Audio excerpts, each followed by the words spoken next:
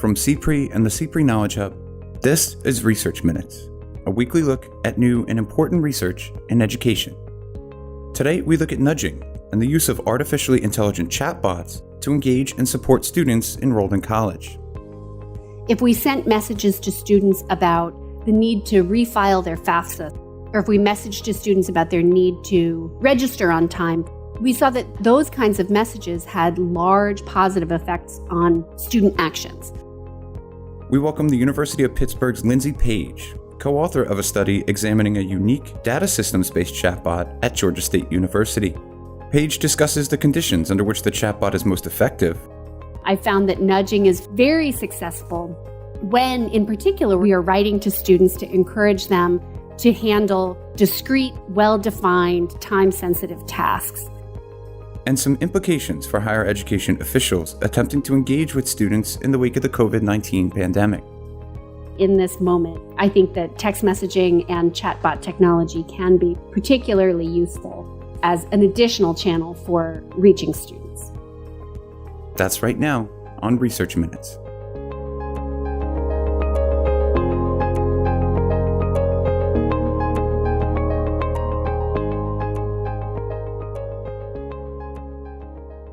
Hello and welcome to Research Minutes. I'm Keith Heumiller, Managing Editor of the CPRE Knowledge Hub.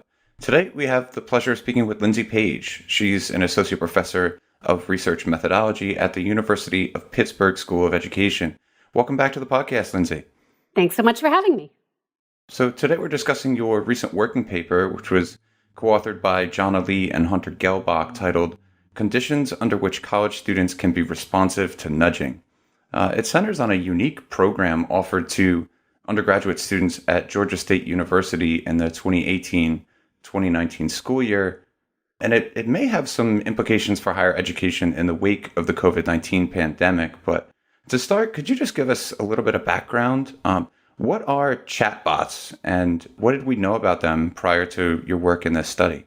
Sure. So this study actually builds on a prior study that we also conducted at Georgia State University. So first, thinking about chatbots in general, you see chatbots when you go onto a variety of websites. Oftentimes a little text box will pop up and ask you if you have any questions or need any help. So we can see chatbots on websites. We can also use chatbots to reach out to students and communicate to students or to communicate with anybody via text messaging. And that's what we did in collaboration with Georgia State University. So the chatbot that we implemented was a text message-based chatbot. And it's really a tool that we can use in the context of a university to reach out to students, to remind them of things that they need to be doing, and to provide them with help and guidance to navigate any tasks that we need to ask of students. So the first study that we implemented in collaboration with Georgia State University was using the chatbot to provide students with better support really before they even got to campus. So this was thinking about the period of transition between high school and college and all of the many administrative tasks that students need to navigate during that time. And so in that first study, we used a chatbot to do exactly that. We reached out to students. We reminded them of the transition tasks that they needed to be navigating. And we asked students via the chatbot if they needed help with those tools. And if students wrote back with questions, needing help, the system of communication was pre-programmed with an information bank and had an artificially intelligent component to it. So when students wrote in with a question, if the system could recognize students' question and sort of understand students' question with a high enough degree of fidelity, then the system could automatically answer a student's question rather than having to wait for a university administrator to follow up. And so it really became a tool to have another avenue of communication with students and to provide them with faster support and follow-up when they needed help with various tasks. So what was your team examining in this particular study? Were there specific elements of GSU's chatbot that were different, or were you taking a new approach to understanding how it worked and engaged with students? Yeah, that's a great question. So what is unique about the implementation of the GSU chatbot, this applies both to the the summer intervention that we had done and the intervention in this particular paper that we're talking about is that the university has really excellent data systems, really actionable data systems. And so what we were able to do, or what the university was able to do with their data systems, was really identify students, in some cases, who had particular requirements, particularly with administrative tasks. The university was able to isolate students who had to take care of specific kind of acute administrative tasks, and then use the chatbot to reach out to students to remind them, hey, you have a hold on your registration. You need to take care of that in order to formally matriculate into your classes, or you have an unpaid portion of your tuition bill. Do you need help with managing that or figuring out how to pay your bill? So one thing that I think is unique or really excellent about GSU's chatbot is not the artificially intelligent component of it, but really the data systems component of it. They were able, where possible, to use their data systems to really target outreach to students so that they could be quite specific in their messaging to students about things that students really needed to be able to do in order to maintain success and maintain their standing as students at the university. So let's jump into your findings. Those administrative processes that you were just talking about, it seems that that's where the chatbot was most effective. So could you walk us through what you learned there? Yeah, that's exactly right. So the messaging that we sent out to students, we really broke down into three primary areas. We messaged to students about these kinds of sort of time-sensitive required administrative tasks. That was the first sort of bucket of messages. The next bucket of messages related to academic supports on campus. So these were really supports that were on the periphery of the specific courses that they were taking, but reminding students of the ways in which they could get additional support academically. And then the third bucket consisted of messages focused on either ways to engage socially on campus or ways to get sort of career support on campus. So the career supports were really about things like summer job fairs, career fairs, fairs and other opportunities through the Career Services Office related to jobs and graduate school exploration and things like that. So what we generally found was that the messaging that related to the required administrative tasks had very large and positive impacts on student behavior. So for example, if we sent messages to students about the need to refile their FAFSA so that they could obtain financial aid for the next academic year, or if we messaged to students about their need to register on time for the following academic year, we saw that those kinds of messages had large positive effects on student actions when the task was really time sensitive and when the task was also really clear, and likely the consequences of not taking care of that task were also clear to the student. So that's where we saw really clear and positive effects. Where we saw not less positive or just zero effects, where we really didn't move student behaviors or move student outcomes, were the messages in those domains of academic supports and social and career supports. And so while we can't say this definitively, what we hypothesize is that when we were messaging to students about required administrative tasks, in those cases, the consequences of inaction were really clear to students. If they didn't refile their FAFSA, they wouldn't be able to obtain financial aid. If they didn't handle a hold on their registration, they couldn't actually continue as a student that semester. Whereas the messaging about academic supports and social and career supports, the consequences for those messages were not really clear. If students didn't pay attention to them or didn't act on them, the consequences for them might not be felt for a while. And so as we think about using this kind of tool, nudging in general, chatbots more generally, we should really think about whether or not students will necessarily understand the consequences of the outreach. And if not, maybe we need to help them better understand what those consequences are in order to fully motivate them to take up what's being offered to them in the outreach.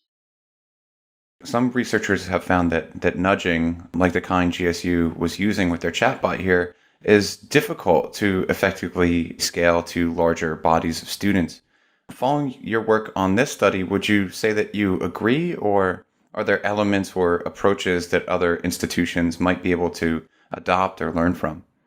Yeah, that's a great question. So I think that there are a couple of things that we need to think about as we think about scaling this kind of outreach. So again, this is an observation that comes not from a single experiment where we've tested this, but really a kind of accumulated knowledge across a variety of studies. One thing that I have observed when this kind of messaging is attempted at scale is oftentimes the messenger or the ostensible messenger of the outreach, who is it that's writing to a student? Who is it that's texting a student? When we try to scale, oftentimes that who is a person or an entity that's quite disconnected from the student and their experience. So what do I mean by that? When we started testing out this kind of text-based nudging, oftentimes the ostensible sender of the message was a student's own counselor or a student's own advisor. And that's somebody who a student has a natural connection to. I think that idea of a natural connection can actually apply to a chatbot when students are receiving outreach from an entity in their college or university from whom they would expect to hear. But when that messaging all of a sudden is coming from, say, a large national organization or even the federal government, students aren't necessarily expecting to receive text-based communication from those entities. And so they might be less likely to trust and want to act on the outreach that they're getting. So I think the first thing is an issue of trust and whether students expect to receive communication from whoever it is or whatever the entity is that's writing to them. As I talked about a little bit earlier, I think we also want to think about the types of tasks or activities that we're encouraging of students and whether nudging is sort of the right thing to be doing.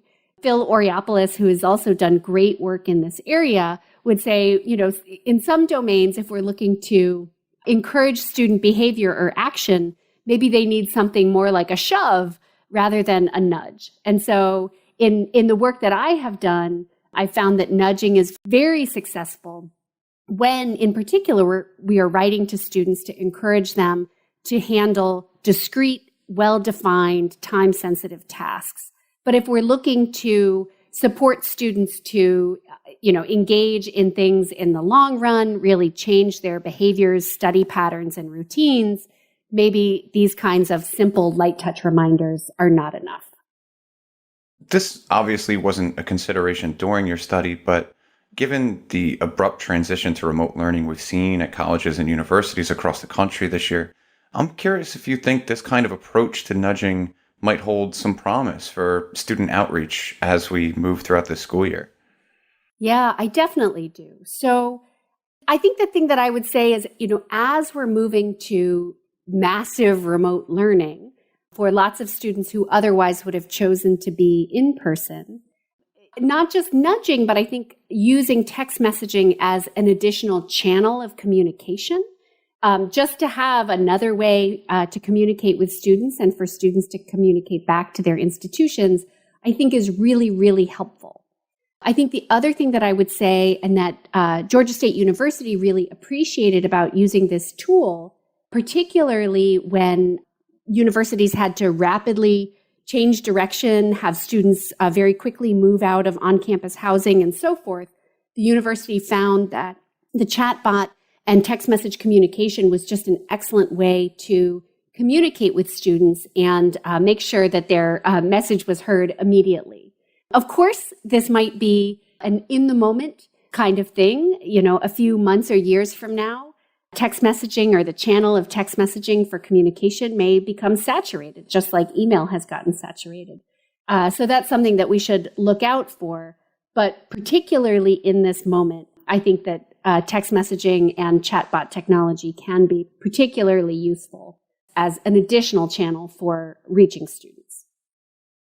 So now for those listeners who may be hearing this podcast a year or 2 years from now, if and when colleges and universities finally fully resume traditional in-person instruction, what do you think those school leaders and other stakeholders can take away from your work here?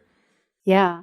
So I think the first thing that I would say is that, and this really backs away from chatbots as a particular tool.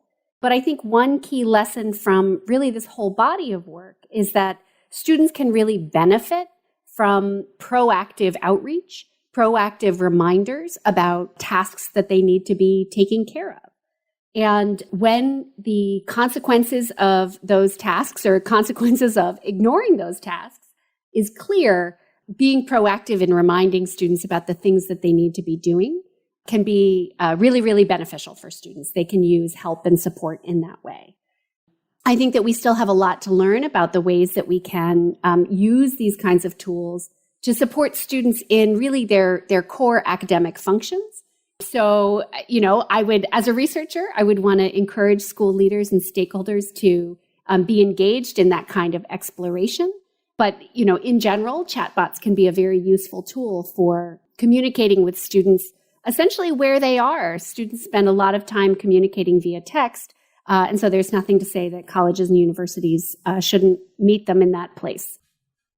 And finally, you just partially answered this question a little bit, but do you think that there are opportunities here for future research, either for your team or for others who are working in this area? Absolutely. So as I've said, so far in using this kind of tool for communication, my work has really been on the periphery of the core student experience in the classroom.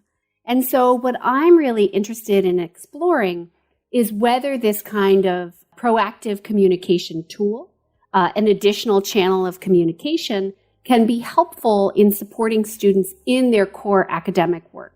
And so continuing my collaboration with Georgia State University, that's really where we're going next, to ask the question of how this kind of tool can not only help students administratively, but can also be incorporated into their core course experiences and whether or not it can support them to be more successful in the classroom and in their academic learning. Well, it's certainly a line of inquiry that we're going to want to follow moving forward. And your work here, again, is just incredible, Lindsay. So we want to encourage our listeners to go read the full paper. Again, it's titled Conditions Under Which College Students Can Be Responsive to Nudging, and it's now available at edworkingpapers.com. Lindsay Page, thanks so much for joining us today. Thank you. It was a real pleasure. Thanks for listening to this week's Research Minutes, presented by the CPRE Knowledge Hub. For more episodes or to subscribe to the series, you can find us at researchminutes.org. To share thoughts on today's episode or to suggest a future topic, you can follow us on Twitter at CPRE Hub. That's CPRE